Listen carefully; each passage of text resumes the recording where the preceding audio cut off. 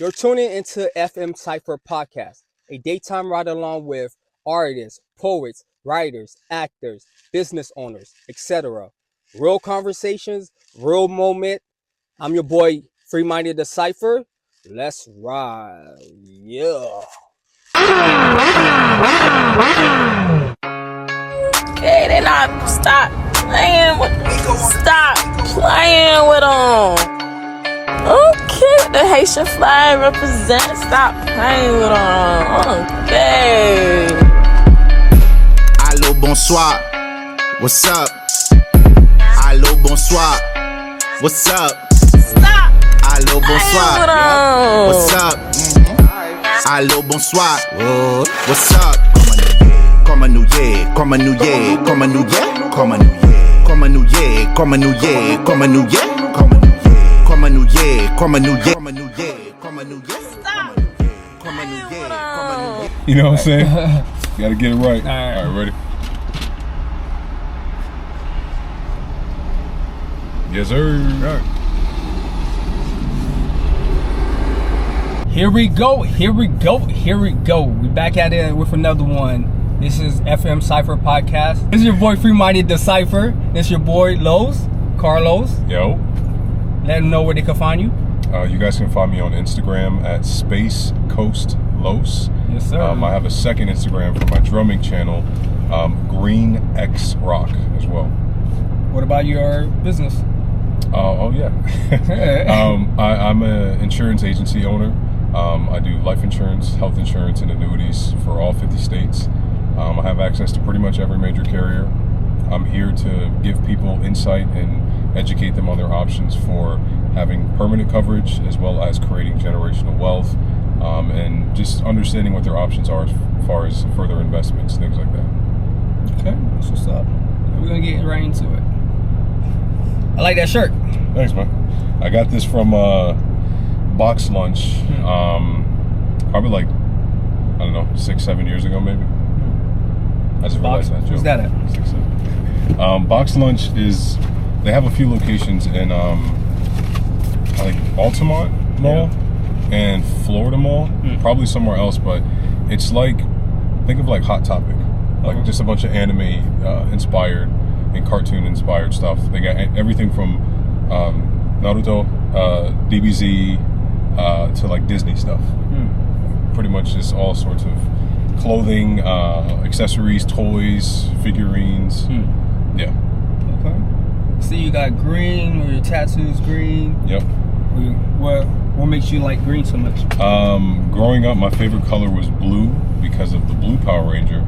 And then when the Green Ranger came around, I was just obsessed. Like, green has been my favorite color since the moment I saw Tommy Oliver as the Green Ranger. I mean, that's what this tattoo is.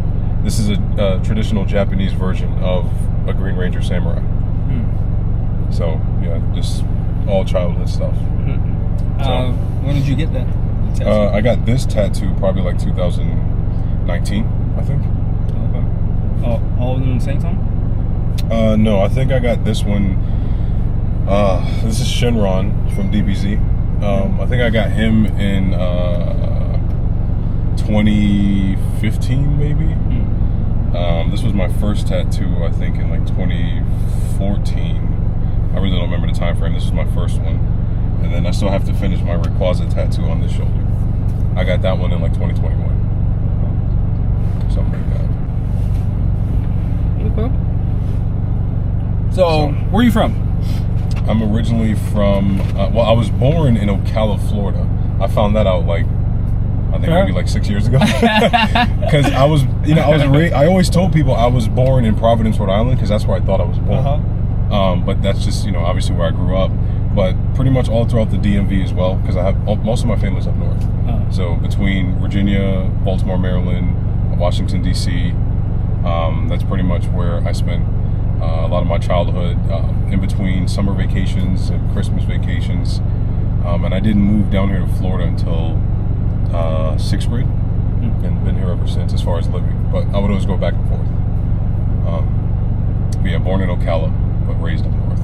So technically I am still a Floridian, and Yeah. I hate having that back. Florida boy. I know, right? Florida. It's like, damn, I'm one of them Florida boys. Florida boy. Heck no. Like, you thought wrong. Yeah, no, seriously. I saw that and I'm like, damn, I'm over here clowning dudes, man. Oh, yo, your boy's from Florida. Yeah, and That's Ocala, too. So I've driven through Ocala as an adult, but I've never been there, so I don't know anything about Ocala. So if you ask me a question, I know there's like, country roads and stuff like that, and it's like farmish areas, but I don't know anything about Ocala. Yeah. I had to move I went to Alabama for a job, then went to Gainesville. Mm-hmm. It's like kind of close to Ocala. Word. So boring. Really? So depressing. Yeah, I've never been to Gainesville either. I've heard Very about it. Very depressing. Right. I mean, do you feel like you had a good scope of Gainesville, or did you go to a certain area and that was it's small. Like, it's pretty much, it's like maybe 10, 15 lights of Gainesville, like the city, pretty much. Oh, yeah, so it's like pretty small, and then you into the country. Because I used to, I was delivering for Amazon, but I used to get stuck in the dirt all the time. I fell into a sinkhole. Oh wow! Sheesh. Like, you wouldn't think. It was crazy. Like, the sprint events, like the kind of almost like that box shark right there. Yeah. So like the ground was pure levitated, level, I should say. And like, I was like, all right, nah, I just gotta. It was weird because the road's about like maybe one car road, if that makes sense, the width. So I try to, I'm in the sprint event. I try to do a little turn here and there, boom, boom, boom, boom, right? And then I backed up. Next thing you know, the whole back of the car went down. Hey, I was like, yo, what the? That light was flashing before your eyes, huh? That shit was crazy. I stepped out. I was like, yo, that's a sinkhole, bro. Like, and then I looked, and like literally, if I was to step inside of it, the hole would have probably been this up to here. Oh, okay. That's how deep. That's how deep it was. So you at least know you would have survived. Yeah. I was. Okay, I was about to say it wasn't like it was not 20 feet deep or some shit. You just fall into an abyss. Yeah, but the whole they had to bring the tow truck. I know I used to get stuck all the time. Like, really? It's so easy to get stuck. I remember one time I went. This is about. I'm talking about myself, but it's a free moment. Man. It's all good. So once I was delivering at in the countryside. I got stuck because it was like the dirt was like kind of like beach sand in a way, and then I got stuck. They sent a tow truck. The tow truck got stuck, and they sent a tow truck to get the tow truck to get me. Holy shit, that's crazy. You got some bad luck on the road, crazy, man. Bro. Yeah, I got stuck for days with Amazon. Sheesh, man. What was your what would you say was your most worst job? Unique? Was in a way. I'd say. No, I got to take a little bit of accountability because I think I was like 16 or 17 at the time, and I really didn't apply myself. But I would say worst job had to be Dunkin' Donuts. I wasn't there for that long, maybe a month. Okay, so now that I think about it, there's technically 2 more jobs, but I'm gonna start with Dunkin' because fast food is not for me, bro. Like those people were just so rude, and like, they're all about, I need my coffee, it needs to be made this way, and I'm fine with doing that. It's like, obviously we're there to provide a service, but some people are just so like anal about it in a way that's just so aggressive. Like they don't realize, this is another human being that I'm talking to like a certain way, and they're like basically talking down to you. So that I just didn't like, and working in food in general is just, it can be a very finicky thing. So I hated that experience. But I think I also have to tie worst job experience with Universal Studios when I worked for the Harry Potter park. I worked in the Dervish and Bank store, but I was seasonal. It's also young, but the thing that I didn't really like about it is everybody who worked in the entirety of the Harry Potter world, no matter what department or store, or ride they worked in, they thought they were better than everyone. It was the weirdest thing. And it was the year that it had opened, so all these, half of them were either Harry Potter fanatics or they were those theater kids that were just awfully like expressive, if you want to call it, and just like over the top, and just they really thought they were better than the other workers because they worked in Harry Potter. Like a superstar. Yeah, they had this entitlement of this exclusivity. Like, we couldn't, that Harry Potter world, especially back then. I don't know what it's like now. It's been years, but back then we were the only departments that couldn't take our wardrobes home because obviously they were like high quality and expensive, I'm sure. So they always wanted people to take them there, and it was just the weirdest thing. I would hear these conversations that these people have, and I'm like, y'all realize we all make like $10 an hour, right? Like it was just weird, man. But as far as the most unique job I've ever had, I'd probably say when I worked for this solar company called Meraki back in 2020. It was like a manual labor job, but it was unique because so basically that solar company provided a 3-part service. The most important was being the solar panels, which was the biggest energy saver. But my department, we did what's called AeroSeal. So we had this water-based mist that we would essentially spray into the air ducts using this like contraption system. And basically what it would do was it would seal up any potential leaks in your air ducts to promote better airflow, which would in turn potentially lower your electricity bill. And that was just interesting because basically our job was to just go inside the home, look for all the air ducts, seal them up with this foam that we had, and then let the system run. We'd run the report, and that's pretty much it. Pack up and clean up. But I think it was the most unique because my boy was our GM at the time because he's been doing like home automations, and he's always been like a real handy dude with his hands. And he landed that job after I left American Express. And yeah, I did that for almost about a year. And it was just cool, man. I was working with majority, like my friends. Yeah. And we would go into people's houses. And, we got to see some really nice houses all the way from like Orlando going down to Clearwater. And it was just dope. Like, I think it was a unique experience from being able to be in other people's houses and like talk to them. And some of them, for the most part, were nice.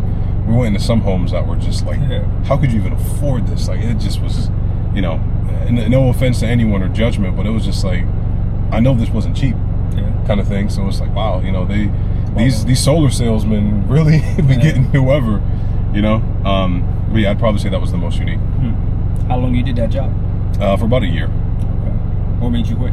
Or I think I actually got terminated from that job. Yeah, because that was back in 2020. I think once my boy left the job, I was just kind of like, whatever. Like, just doing whatever I had to until like I found something better, essentially. Yeah. And then that's when I really got heavy into life insurance. So yeah, that was the last time I had a full-time job. 2020. Yep. What's the journey with you with life insurance? You mean like from where I started, or where you started? What makes you get into that? So, is that your passion? I think helping people is my passion, and the current form that it's taking is life insurance. I think just being able to interact with people, and I've always been very outgoing. And if I'm being honest, this business has allowed me to really tap into that in ways that I maybe didn't know I was capable of. Like I always tell people, I'm in the business of people, not sales. Just going to networking events, just meeting other individuals. If things come up naturally, then that's cool. And then I just figure out ways to understand their needs and see if that applies to the services that I provide. I've never been the type to be like a pushy salesman or have rebuttals ready. If someone's not ready, I take it from my same perspective. If someone's providing a service and they contact me for it, regardless of what their intentions are, I know if I'm going to want it or not. Regardless of my budget, or if I want to figure out things, like there's not going to be, let me ask you that. You can ask me any questions you want, but I'm good. I already told you that, And when people tell me that, that's where my mind goes. Like I don't think like, I can probably convince this dude. And it's happened. I mean, that there's definitely a psychological aspect to sales. As far as getting the sale, because at the end of the day, it's a business. But psychology. I think I apply that psychology in a realistic way that not only works for me, but I don't want to pressure them. Like, especially with life insurance, it is a luxury. It's not a necessity. I mean, depending on the person, like car insurance, everyone's going to need that. But I do my best to be transparent about my expectations as a broker for them, the expectations of carriers, and what it takes to get approved and what you can even qualify for, where your budget is and that kind of stuff. So I factor in all of that, and that's what allowed me to be successful all these years and maintain it. So do you see yourself spending the rest of your life doing life insurance, or do you have like a bigger goal? I mean, me personally, if I can, get to a point where I just have, whether it's an abundance of clients or referrals, or I close some huge policy that just allows me to be comfortable for a bit.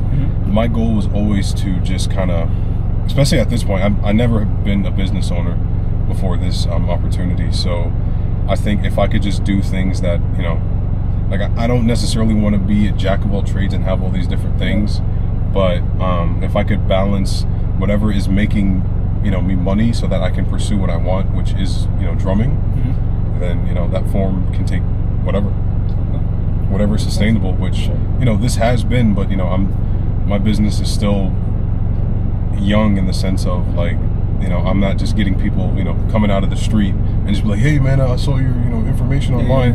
It happens to a small scale, but it's just a lot of building, and it takes time, especially in my industry, which is why I work so hard, and my music has kind of been on the back burner all these years because I still have a lot of work to do, and the way I'm approaching it methodically, like it's not going to be an overnight success, and I want people to maintain their policies, and I want to avoid chargebacks and just only submit good business and be choosy about the kind of clients that I choose to take on, and not just sell everybody, because not every client's a good client, so for sure.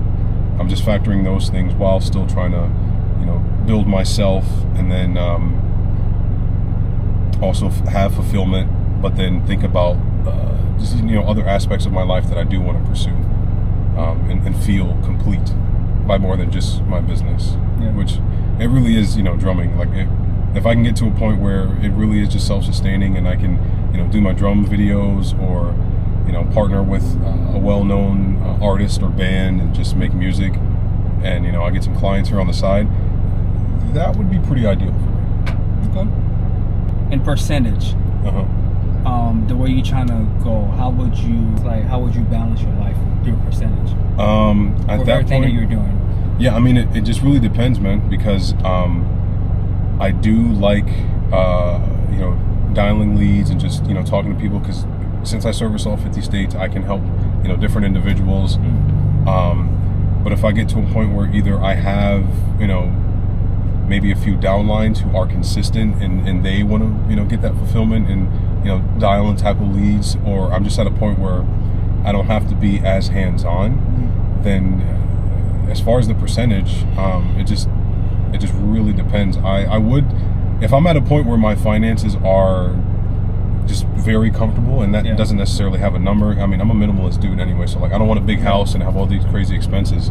So if I'm just at a point where my finances are secure and I can pursue drumming, that percentage for drumming is probably going to be higher. Because with our business, I don't do quotas. Like I'm able to freely submit, as I see fit, and be choosy about my kind of clients. So if I'm not having to prioritize and work as hard, as far as going to events and networking, and I can be a little bit more like, all right, I made, I don't know, $50K this month as far as my take home, not total premiums. I might be able to, take a little bit of time and explore other options, or, just go to different events, like, because at that point I'm not relying on drumming to, pay my bills. I can just do whatever. If I want to go to a drum circle all week, or, post up in downtown and, bring some percussion instruments and play with some of the I don't know a better word to use it, but like when you see some of the homeless guys who play on the side of the street, like I might want to jam with them and just do whatever. And like if there's ways I can also give back because now I'm financially stable, then that's another factor as well. So it just, for me, I think it just heavily relies on how comfortable that I can be, so that I can put my time and energy and, like I said, potentially some of my finances into giving back in other ways. But yeah, I think the percentage would definitely be a little bit higher on drumming at that point. Would you say right now you're in the process of balancing your life, or you're in the process of, you're in the hunting phase right now? Kind of both. You know, after my recent relationship ending, I've just been focused on my mental, physical, and spiritual growth, and just trying to, you know, become a better man, you know, than I was yesterday, and just focused on my goals, which is just continue to grow my business, and kind of see what happens from there. Like, my goal is just continue to expand in whatever form that takes, whether it's leads, more market referrals, and then just kind of figure out what's next, whether it's another business avenue or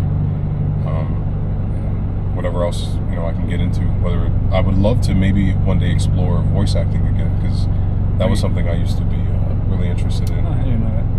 Yeah. At one point, I wanted to pursue that. In high school, I did TV production all 4 years, which already had given me an interest as far as being behind the camera. Because I wanted to be like, you know, I grew up watching all sorts of cartoons and TV shows, like all that. Yeah. So from a young age, I was always like a goofy kid. And I wanted to pursue some level of acting. But I think now at this point, I would probably prefer to do voice acting more than anything. But if I could be at a point where I could actually take classes and learn some shit, then I'd be willing to get in front of the camera. I can see I can see you doing some action movie. You got the face and the body for it, though. Or thanks, man. Some Aquaman and shit. Yeah, I could be his stunt double. I tell you, Sure. like, yeah. Like, I could definitely see those, like, all the movies the type of movie he played. I forgot the name of his name. Jason Momoa. Yeah, that's low key. No, it's just not. I see he does different, like, not just action, but yeah. He got the voice for it and everything. Him and Dave Bautista, they did a movie recently on Amazon. Batista? I can't remember. Yeah, they're brothers in the movie. I watched bits and pieces of it, but I got to rewatch it. But it seems pretty good if you haven't seen it yet. But I love him as an actor, dude. He's always been cool to me. I can't wait to see him as Lobo in the Supergirl movie. I think it's coming out in June this year. But yeah, man, I would love to explore that kind of stuff. It's just, I think having the mental space and obviously being able to fund it, and then knowing the amount of hard work. Like, nobody knows me, so you know, that's a whole nother grind. Which, you know, I have definitely things that I want to think about pursuing, but a lot of that requires time, effort, money, and, you know, all these other things that just, like, I wish I could have my hands in, like, you know, different aspects, but I'm just trying to be realistic as well. Yeah. And control what I can control, kind of thing. Yeah, one step at a time, but at the same time, you just can't put it in the back burner. Yeah. Just, like, at least keep it there a tiny, just add on, just attend to it a little bit, you know? No, for sure. I know how that feels. Yeah, it takes time, man. And just balance. Yeah. That's what life's all about. Yeah. I know you said, what's that word you use? I think it pretty much helpers. Like downlines? Or no. Helpers for your business. Like people making calls, is that what you said?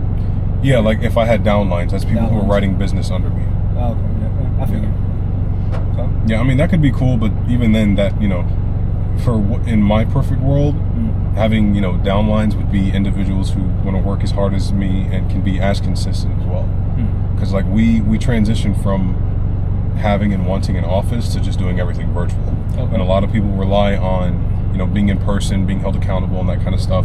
And if I'm going to have people writing business under me, I need and want them to be self-sufficient. Because that's just the kind of business model that I would have. Like, I'm not here to just, you know, teach you sales.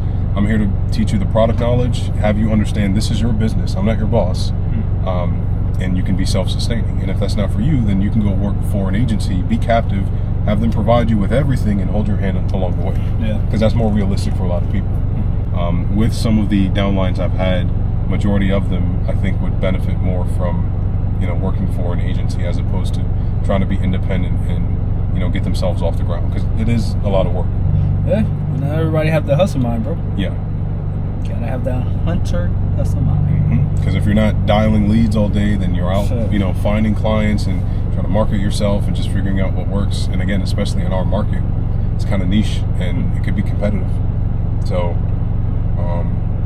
you know, it takes a lot of work. And then, you know, having sustainable clients and keeping them on the books, making sure they can afford their policies to avoid chargebacks and that kind of stuff. There's levels to it for sure, but it just depends on the person and what they're capable of. You on Google, right? Yes. If you search Blue Soul Financial, BLEU, that's how you spell blue. You'll see our Google page up there. We've been keeping up with that pretty well. Yeah. Thankfully, a lot of those reviews are due to me. Man, I'm so proud of what we've created, and the fact that, like, for me, man, like, just when I was younger, and even up till now, before I started my business, I've always had friends that have been business owners, and I was always so, like, happy and proud of them, because I never thought, like, I'm like, that seems complicated. Having a business, running it, and doing all this stuff. So you need a team. Well, no, for sure, you definitely need a team, but I just mean in the aspect of, like, witnessing. Yeah. Like, my boy, he used to have a car detailing business. And, I've known him since middle school, basically, and to see him have that, and he was sustaining it. He had all sorts of clients every month. I was one of them. I was just so happy and proud of him, man. Like, damn, bro, you have your own business, and it's going well. So just to feel like I'm in that kind of driver's seat to go out there and do it, and consider myself an entrepreneur is it's cool. It's a really cool feeling. I would have never thought I would be here. I always thought I would work for someone and have that job, fund the things that I want to do, like drumming and that kind of stuff. But to be in control of everything and make my own schedule, like it's definitely rewarding. It obviously comes with the ups and downs, but I really wouldn't change it. Freedom. Yes. Shit. So I like, man.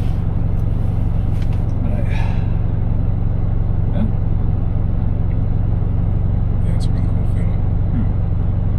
I know for the drumming part of your life, have you ever think of like getting? I don't know if you could carry your sets. Like, is there a lot of stuff to carry? I mean, I have. Can you like simplify it, like make it small, like So a lot of the gigs that I do with my boy Dale, because we do like cover shows, which we're playing at this place called Sun Creek Brewery over in Claremont this Friday. I usually bring like a stripped down version of my kit, where I just have my kick drum, snare, hi-hat. I usually bring only 2 cymbals, my crash cymbal, and then my ride cymbal, and then 2 toms. So that way I'm not carrying a bunch of stuff. And it's just I'd rather not have my entire kit there. It's kind of unnecessary, and then it takes up more space. So I usually just bring a stripped down kit, and we jam out. Play usually 3 to 4 sets of different cover songs. But yeah, I usually try to keep it simple, so I'm not carrying a bunch of stuff, especially because it's usually me. I don't have roadies or whatnot. But sometimes our bassist Dave, he'll help, or Dale will help me. But I've been doing it for so long, man. Like I don't even think about it. Like I don't need anybody to help me. I just bring everything in pretty quick, because it definitely makes it easier. I was gonna say, like, the reason I was asking this, they say you go to like a high traffic place, and you set up, and you play your drums, and you probably have a microphone, so like you want to do like hop on and do like freestyle and stuff like that. Yeah, I always thought about doing something like that. Record that. Yeah, I'll just set up my drums, and then if I have a microphone and an amp, and then I'm like, hey, whoever wants to freestyle, I'll hold a beat for you. Yeah, that'd be dope. Yeah, that'd be pretty sick to do something like that.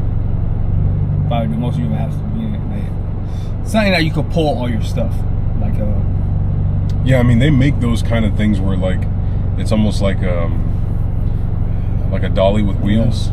You can have the whole kit on there. Yeah. So I would do.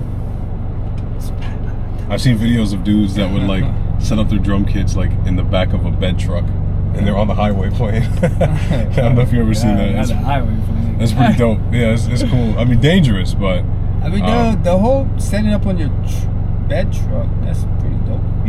Like maybe with your car, I'll probably get like a trailer. Yeah, no, I've seen trailers too. But you can't park. You have to go to places where you could actually park. Yes. Like that. That would allow something like that. But Yeah, no, there's so many different creative things that I've seen people do, and yeah, I've definitely not ever explored that kind of stuff, but I definitely should. That'd be pretty cool. Okay. So where do you see yourself in 5 years from now? That's a good question. I guess I would just see myself, further along with my insurance business, definitely having it more solidified.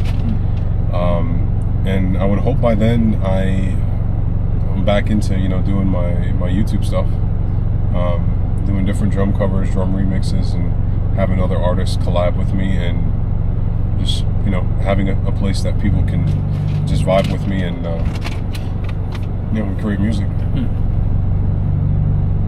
Yeah, that's really where I see myself. Like I said, I'm a pretty simple dude. I don't really have goals outside of just, sustainability. And I don't know, maybe in 5 years I might have a different pursuit because my insurance business has been so successful that I can branch out into something else. Yeah. So for me, the goal is just get to a point where, I can have other investments, create some type of other stream of income to where I can, invest in stocks or, do something else, and then have that also be funding other things that I want to pursue.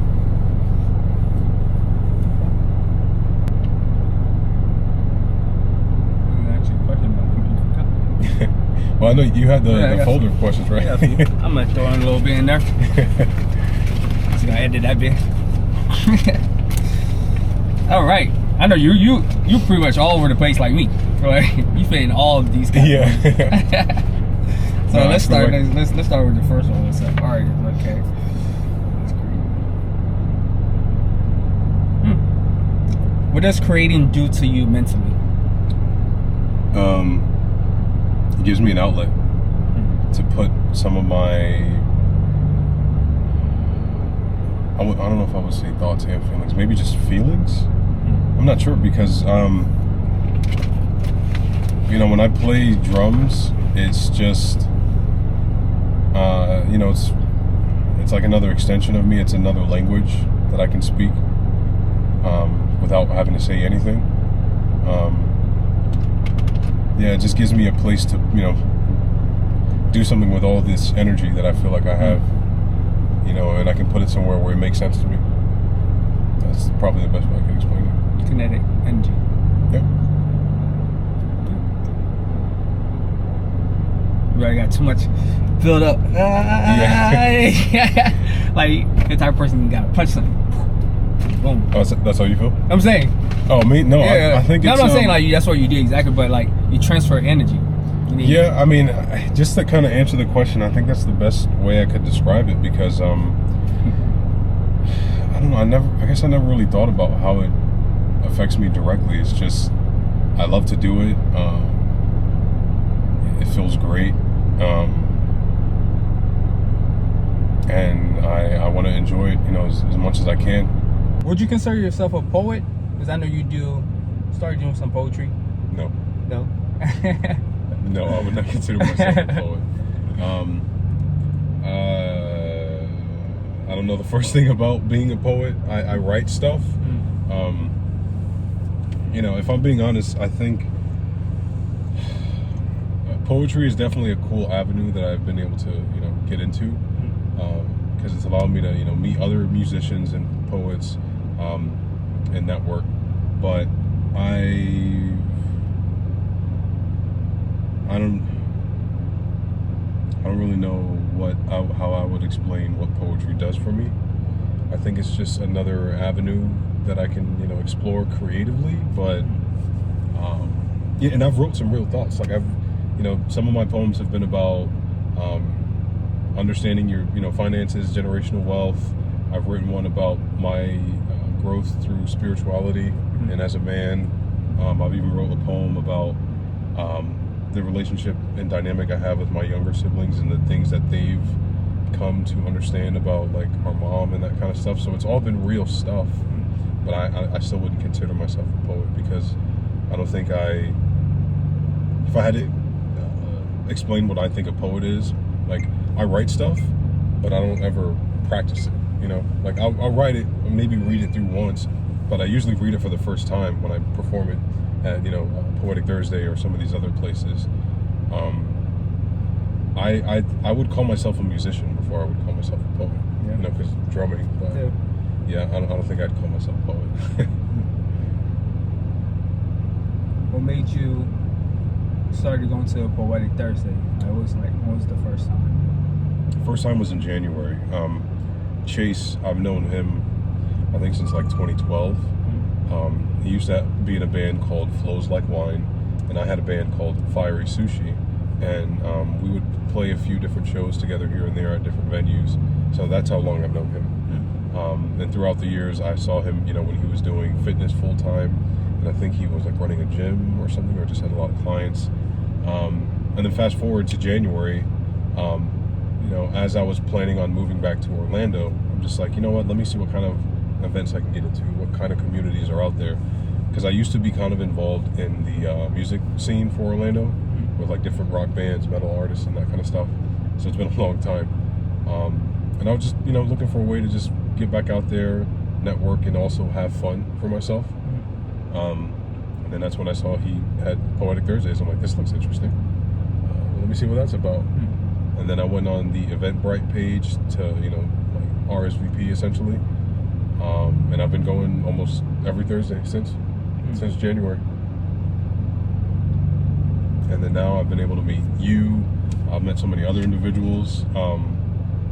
The poetry event that we went to last night, I was there with, it was me, Emmanuel, John T, Henry, and her name is escaping me. I can't remember. My wife with me. Sunshine, yeah. She was there too. And the five of us were talking until like midnight. Because after you left, we were just there, just like chopping it up, talking about life and how dope the poetry community is. Yeah, bro, for like 2 hours, because the event ended at 10, and when I looked down at my phone, it was like 12:30. Yeah, so it was dope, man, and I've been able to just meet some really cool people from this, and I'm grateful that I took the chance and opportunity to, you know, say yes to just more things, and, you know, getting myself back out there.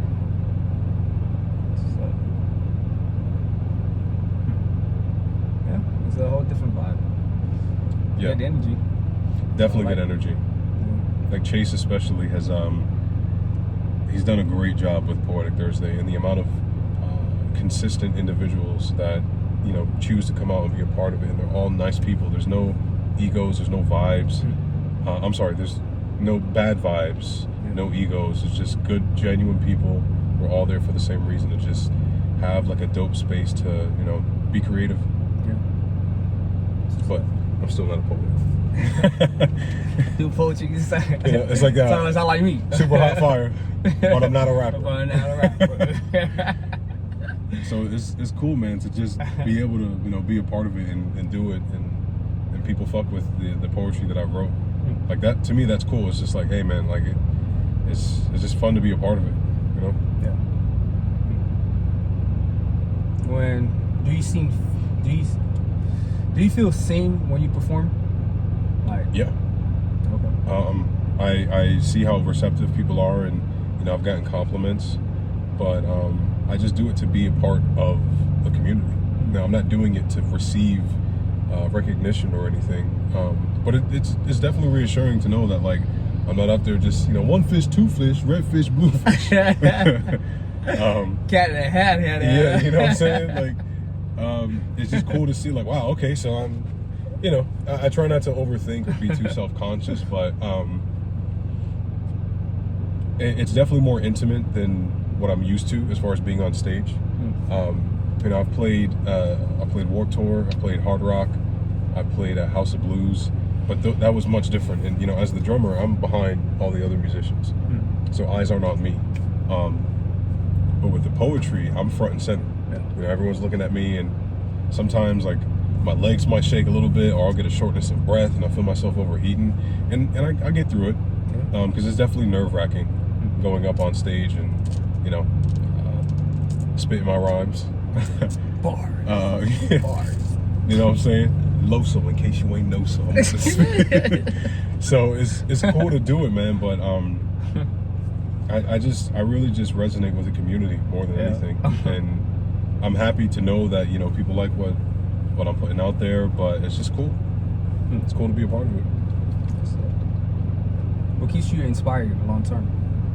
For poetry? Poetry, business, life. Oh, you can go one by one if you want to. Yeah, for poetry, I guess the community inspires me. Like just seeing the dope stuff that people come up with, and because I already have a creative outlet with drumming, I'm able to just tap into poetry in another way, and just do it. Yeah. With business, what keeps me going, the financial aspect, being able to make money and be self-sustaining, is definitely a key factor. But being able to provide a service and help people, and they see the value in it themselves. They see the value in me as a broker and the person there helping them understand the product and giving them support in ways that they may not have had before. And that goes for friends, families, and strangers. Because a lot of my clients are people that I know personally, which is also cool. Like, that's probably my favorite part. Being able to talk to one of my aunts, my dad's sister. I've got her 2 different life insurance policies, and she was so ecstatic, and I'm like, damn, man, I just helped my family member, who's really close to me, secure something that is going to be beneficial to her, while she's still alive, and she's going to leave something behind for her kids one day, which was really fulfilling. So it's a combination of having the financial freedom to be on my own, but also how much I help people and how great that feels. And then I guess the other aspect would be drumming. I mean, yeah, that's my love, man. It's my number one passion. I just love being able to have a language that it's second nature. I don't have to explain it, it just happens. Yeah. Like, that's the one thing that probably makes the most sense for me. It's just something that I do without having to really think about it. I've never had any lessons, which is something I would love to do one day. But if I can see it or hear it, I can mimic it, and I just love it, man. It's just such a cool thing to be able to do. And then the kind of music that I usually listen to, like, I love Afro beats, I love progressive instrumental metal, anything melodic, and if I can create something like that, I'll be obsessed, dude. Like, when I was in my band Fiery Sushi back in the day, every time we would record something, I would tell my producer, hey, like, I love the vocals, but can you just send me the instrumentals too? Bro, I probably listened to all of our songs individually maybe 1,000 times or more. Yeah. Like, I love making music that I like, and I can just listen to it. Like, dude, I made this and it just sounds so dope. Like, wow. So that's probably my favorite part about being a musician. As a drummer, do you think you express emotions through drumming? Like, is there a consensus to like an instrument? Do you feel like when you perform, are you expressing the emotion, or are you able to express different emotions? Yeah, absolutely. I think when I'm performing live, when I really get into it, absolutely. Sometimes I'm playing with my eyes closed, I'm singing along to the song. Sometimes I can be performative, like I'll spin my sticks while I'm playing or throw them up in the air. I don't really do that too much when I do my drum videos. I think there's a level of nervousness that I have, knowing that there's a camera on me. As opposed to if I'm playing at a venue, I don't give a shit. I'm playing, I'm doing whatever. It's something I definitely want to work on, because I do want to be expressive, because I know that's my outlet, but something there is still holding me back. And I'm aware of that. It's just a comfortability thing, I guess, letting go. But no, it's absolutely expressive. Because I know that's my time to just, be myself and, speak that other language of just, playing my drums. What emotion do you struggle to express through music? Wow. What emotion do I struggle to express through music? Honestly, I don't know if I do have an emotion that I would struggle with, like a specific emotion. Yeah. Like, it's kind of a little different because with drumming or instrument, it's a little different, but only you would know.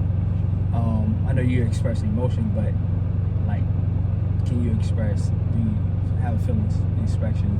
Expressing sadness, anger, maybe something like that. Yeah, I mean, we've,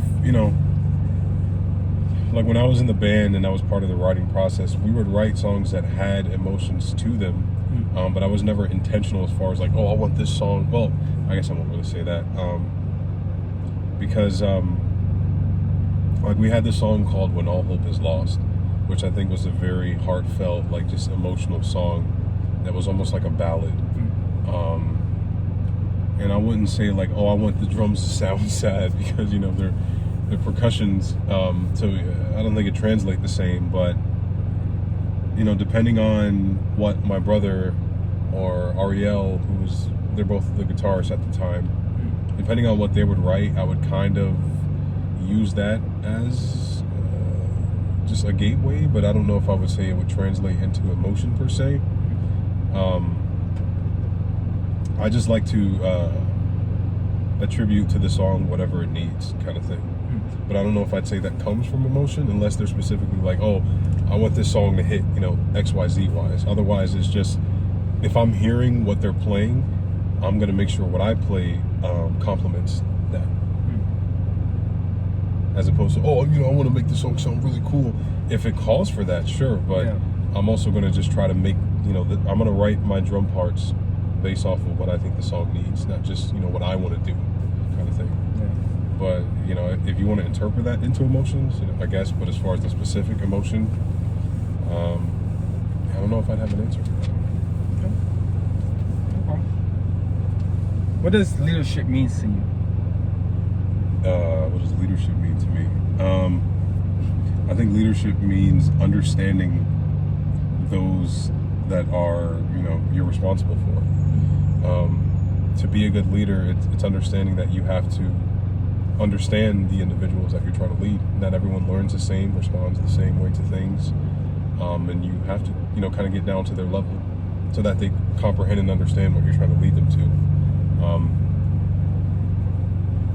A good leader understands people and personalities and tendencies and things like that. And I think if you can master those elements, then you really could, lead people to success, especially, in business. Yeah. Okay, let me see. You're versatile, that's why. I hate you with all the different categories, man. Word. Let's see if I can handle it. Yeah. Okay, how do you stay aligned with who you are? By being present.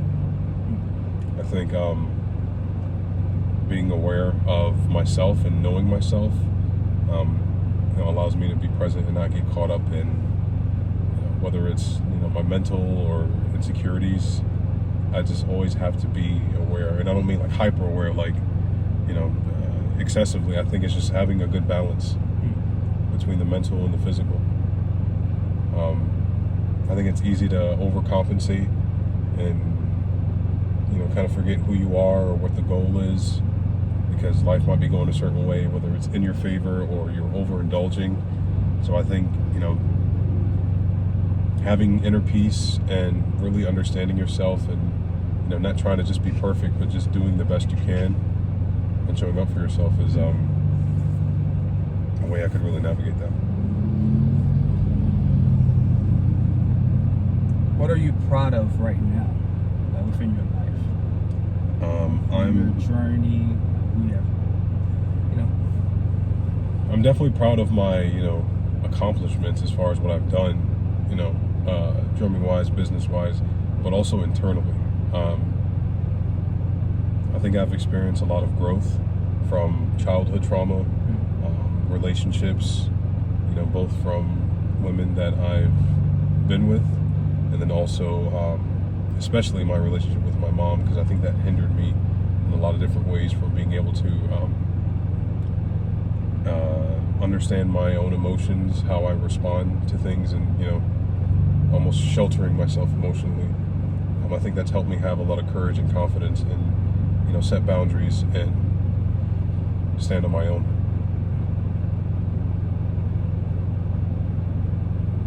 Would you say your childhood was good growing up? You know, it definitely wasn't the worst, but there was a lot of good aspects, and I think like anyone, like there were bad aspects. You know, experiencing abandonment, you know, not having the best emotional support system, but you know, still kind of figuring it out.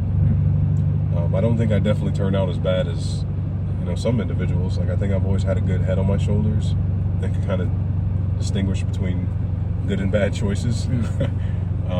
Never really did anything crazy myself. I've witnessed, you know, a lot of things, but yeah, I definitely had some emotional difficulties, you know, from absent parents from both sides, and just kind of, you know, being on my own at a young age emotionally. I would say, like, I always had a roof over my head, but just didn't really have much guidance until like my teenage years, when my he's kind of like a stepdad. When he came into my life, between him and my aunt, they're probably the two most influential and consistent people I've had in my life, which I'm really thankful for. My aunt, you know, raised me Christian, which I think taught me faith, and then Trinity, my younger sibling's dad, helped me understand how important it was to have something, you know, bigger than myself to kind of confide in and resonate with like spirituality and Buddhism, and how that kind of taught me stillness and just being aware of myself.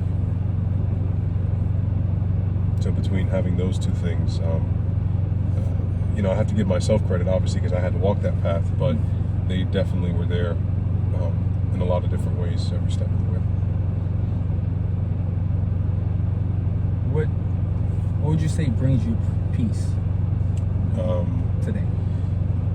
My consistency with showing up for myself. Understanding that, you know, I can only control what I can control, and I am what brings me peace, helps me navigate that. You know, being aware of how I respond to things, who I allow in my circle, what kind of boundaries I set with those people, and, you know, understanding at the end of the day, you know, I can only control myself. And if I don't like a certain situation, I, you know, kind of reflect on what I'm doing to attribute to that. So yeah, if I know I want peace, that's going to take a certain form, and it also very heavily depends on who I bring into my circle. Not necessarily who I surround myself with, but, you know, I have to be aware of those things. Do you feel understood as an artist? Do you feel like you have to overly explain yourself to your art and stuff like that? Well, with what I do with music, because again, I don't call myself a poet.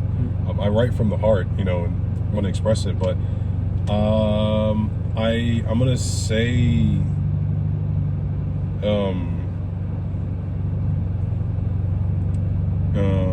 I guess I'm a little bit more neutral. I don't seek to be understood.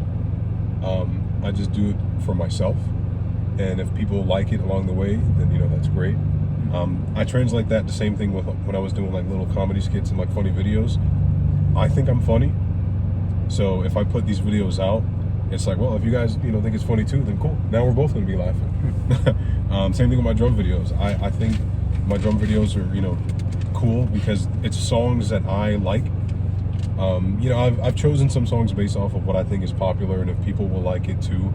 But at the core of it, I make sure that I'm satisfied with it more than anything. And if other people enjoy it too, then hey, cool. Now we're all in cahoots, and, you know, we enjoy whatever I put out. But yeah, I don't think I've ever once seeked to be understood, especially when it comes to the things that I enjoy in my creative outlets, because that's for me. But yeah, that's never something I've, just to answer your question, ever sought out to seek.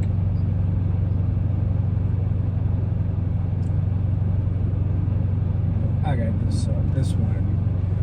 this one kind of stood out to me. Who or what influenced you without you realizing? Damn. Yeah. Without me realizing, that's. That shit. I don't know if without me realizing, because the most influential people I have are my aunt and Trinity. So I don't know if there's anyone who's influenced me positively without realizing. Well, your question wasn't positively, just in general, right? Yeah.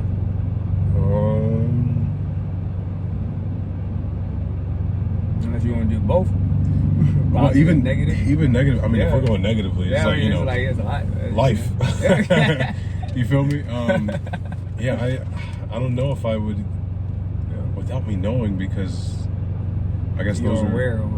Yeah, I'm pretty much aware of any influences.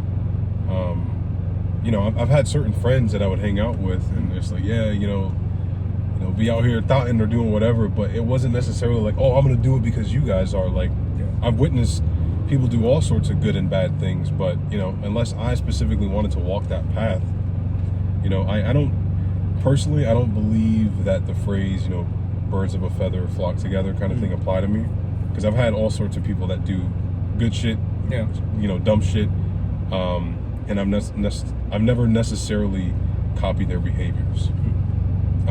I just kind of do whatever because I choose to.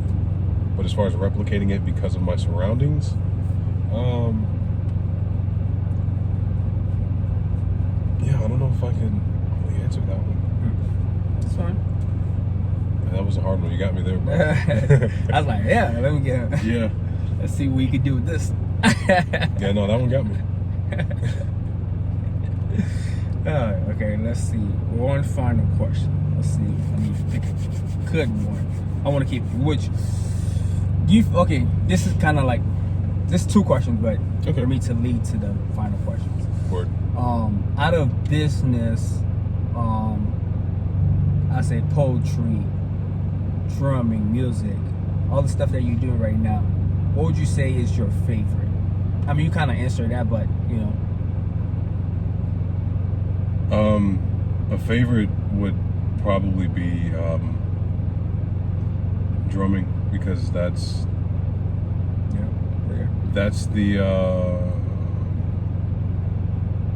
the place where I get my most. I don't know. Now I'm kind of thinking back. Maybe not. It might be a toss-up between the business and the drumming, because selfishly, my fulfillment with drumming is just, that's all for me. It's something that I, can just have as my own. I don't have to consult anyone. It doesn't matter who's watching. And I can just do my thing and, be expressive. But because I am a people person, and I'm very outgoing, and I do like to talk to other individuals and hear their stories and just, resonate with other people and, understand, where they're coming from. It's probably a toss-up between the two, because they both give me different levels of, they both give me fulfillment in different ways, but I feel like they're kind of at the same. But if you had to choose. If I had to choose. Damn it. I might have to go with the life insurance then, or just my business. All right, let me try. Okay, yeah, I know you just answered that, but let's just say if both of them was making you the same amount of money, the same money exactly, same freedom, everything the same, and you're great, you're comfortable with life and all that, what would you choose? Okay, I guess that. Really and you helping the same amount of people, all the same pleasure, same level. What would you choose? Well, if we're factoring in the comfortability aspect, all that, then at that point I'd probably lean more towards drums then. Okay. If that's the stipulation to where it's just freedom to do what I want and I don't have to worry about things, then probably drumming to get that fulfillment, because then I have the fulfillment as far as being stable. Yeah. So it's easier on my conscience, and I can really pour into that aspect of my life. Nice. It comes to stay with the freedom. Yeah, because it's one less thing on my conscience, and maybe that's an opportunity for me to work on something mentally. I don't know, but just to answer that question, and with given that condition, it'd probably be drumming. All right, let's see what we got. All right. You gotta give me some time. I want to pick the best one out of this. Oh, for our last one? Yeah. Word. Yeah. What kind of sound do you feel most like you? What kind of sound do I feel is most like me? Now, when you say sound, do you mean like music? Maybe. Yeah, music. Melody or anything melodic, something that has like. Nah, that shit out so easy. I forgot you did. Yeah, I mean, Afrobeats and all that shit. Well, yeah, no, Afrobeats I love, but if I had to pick not really just a song, but a genre that would describe me, it would have to be like something really, like a mixture of progressive metal, jazz, with just like a guitar riff that just has this great melodic, whimsical, like, or it makes you think of space. Yeah, I mean, this is going on YouTube, right? I mean, it shouldn't be a copyright thing, but like, let me see. I can give you an example. Well, actually, I can show you one of my songs because this is not going to be copyrighted. Yeah, it's any song. Yeah, that's gonna be copyrighted. Yeah, let me see here. Something similar to something that we've wrote, because this is one of our songs I'll play, so we don't have to worry about the copyright. Just to answer that question, let me see here. What would be a good example? Oh yeah, this song right here. You could put it behind the phone. Okay. And this was a song. So when I would do my drum videos, because I had experience with editing videos and filmography, I like putting my flair and spin on things as far as making it feel like a TV show or whatever. And this is one of the songs from our EP from like back in the day, but it just has that feeling. Like, dude, I remember I would literally just fast forward to the end of the song and have the song repeat, and I used it in one of the intros for one of my drum covers for a while.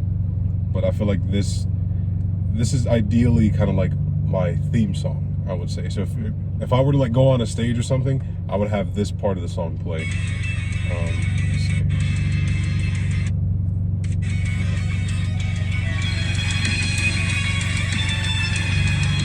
This part right here.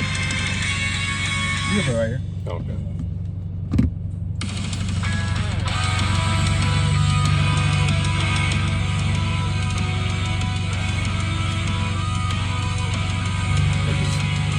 So good. The guitar's just doing its thing. All the other instruments are there. So there's the actual song?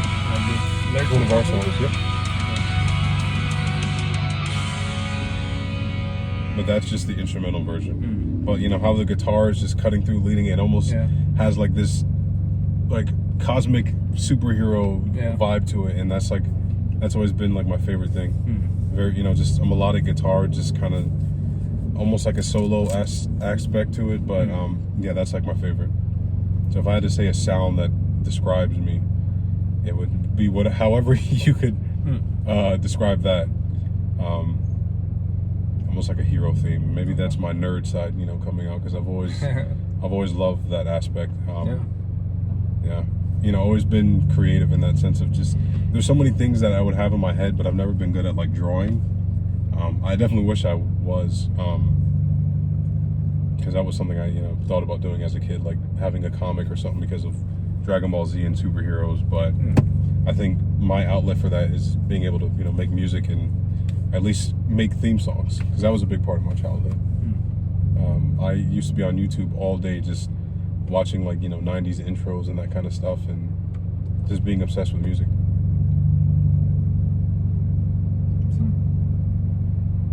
Good answer.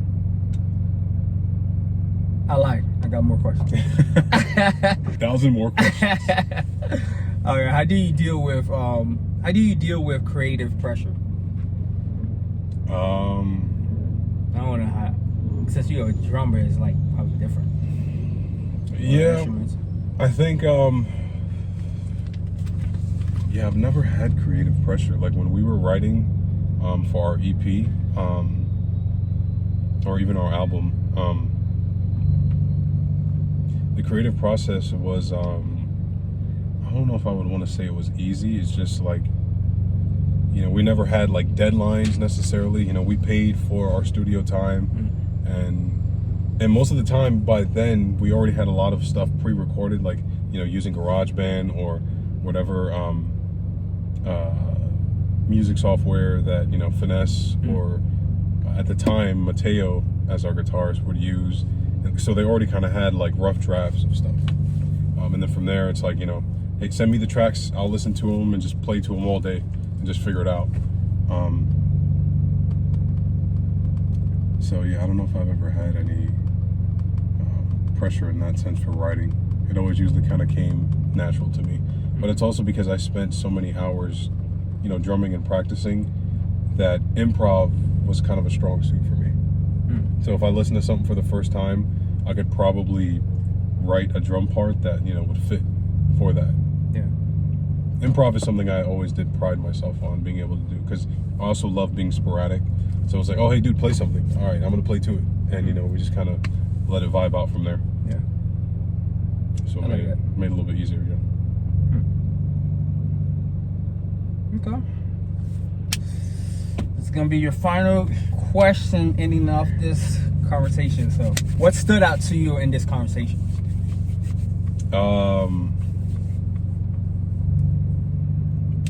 What stood out to me in this conversation throughout our whole interview? I think just being able to express myself and not feeling like I'm holding back on anything. Yeah. I've never been like a secretive person, but I appreciate being able to be included, to be in something like this and seeing what you've done, and knowing that, you had an interest to have me be a part of it. I'd really say that, man. Just